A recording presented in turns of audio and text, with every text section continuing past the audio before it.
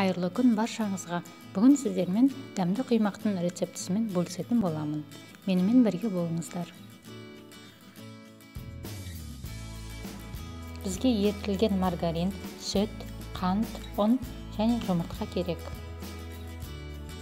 Ең алдымен жұмыртқаға қантты қосып, жақсылап миксермен соғып аламыз, аппақ болып көтерілгенше.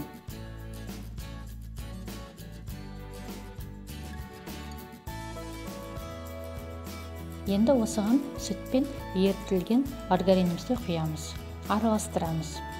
Содан соң ұнды екіге бөліп саламыз, елегіштен өткізіп.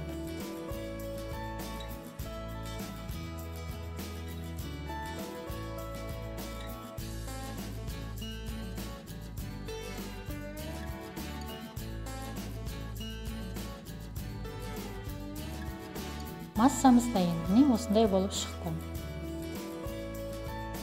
Табамызды жай отқа қойып қыздырып аламыз. Және осылай бір ас қасық құямыз да жаямыз. Екі жағын қызартып пісіріп аламыз.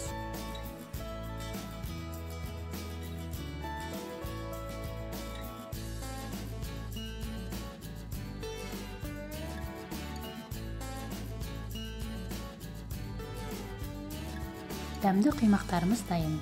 Менің рецептім бойынша жасап көруге кеңес беремін. Астарыңыз дәмді болсын.